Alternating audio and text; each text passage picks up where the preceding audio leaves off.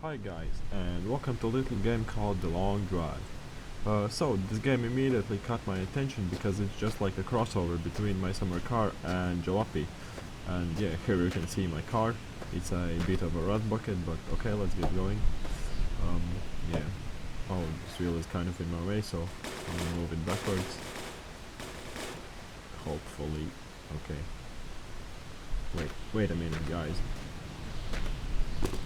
Yeah, one thing I can say is that the controls in this game are kind of finicky, but yeah, as you can see there. But yeah, I've already driven like 150 kilometers and I've gotten quite used to the controls now, so that's not such a big problem. Anyways, let's get going.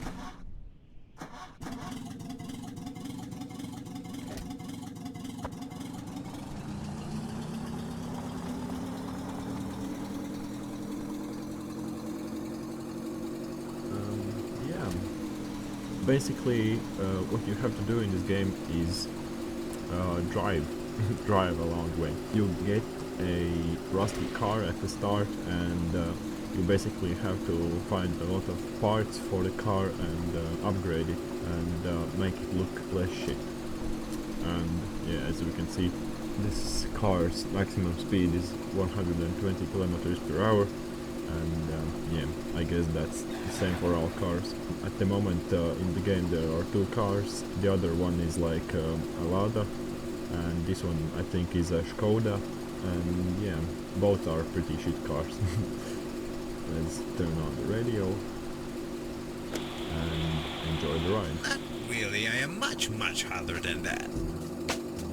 Last week we had a caller that said I sound like the guy from that shitty Steel Pants radio, but seriously, how can you say something like that? I mean, that dude is a douchebag and he has serious personality disorders or bipolar or bisexual stuff or I don't know.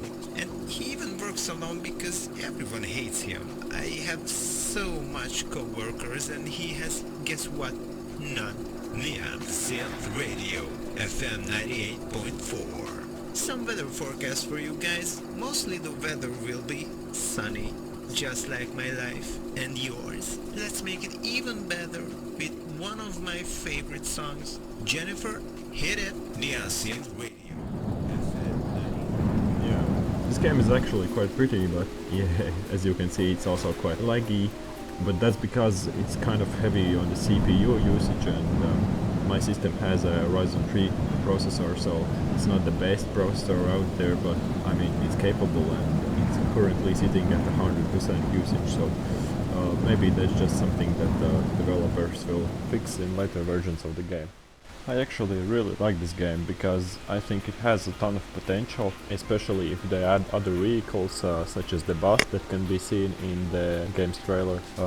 You know, there aren't really that many games that are similar to this. The only two similar games are Jalopy and My Summer Car. I think that it is more similar to Jalopy because it's not as technical as My Summer Car, and it kind of has the same road trip atmosphere. I think that is one thing that My Summer Car is missing, is that you know you can blow up your engine, drive around, race, and do a lot of these things, but you know you can't just go for a long drive and experience new places, things like that. You are kind of confined within the map. I think that the developers have a great opportunity to expand this game, add a lot of different places to visit, randomize the game, add encounters, and I feel that that's one thing that I've been missing ever since GTA San Andreas days. I remember that back then the map felt huge, even though it is vastly smaller than anything that we have today. And I think that that was just because you could enter your car, explore the mountains, the forests, the desert, and you could see all of these vastly different places. And you know, just imagine how cool it would be if this game had, you know, for example, the northern region where there would be ice on the road, and if there were mountain roads that you could drive down. And yeah, okay, I know that I went vastly off topic, but those are just some suggestions. So let's get back to the game. Back there I didn't really find anything useful that I could salvage from that other car, and yeah, as you can see we are now driving, and if there's one thing that you will be doing a lot in this game, that's driving. I heard somebody say, I think it was one of the developers, that there are like 5,000 kilometers of road in this game currently, and since I've only driven like 170 kilometers in 5 or 6 hours, that's a lot of road. I have experienced bugs also in this game. One bug was that the terrain disappeared, and another one was that there are random spots where the car would just crash, and the game has crashed like 2 times for me, but you know, these are all understandable things. The game is still in very early access, so yeah, I'm sure that all of these bugs will be dealt with. So here we have come across one of the buildings. This looks like a gas station, and unfortunately also here I didn't find any useful parts that I could salvage. But I think you kind of get the point. The whole gameplay at this point is basically driving and finding parts for your car.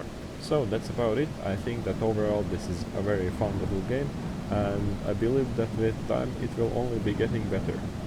So thank you guys for watching, and goodbye.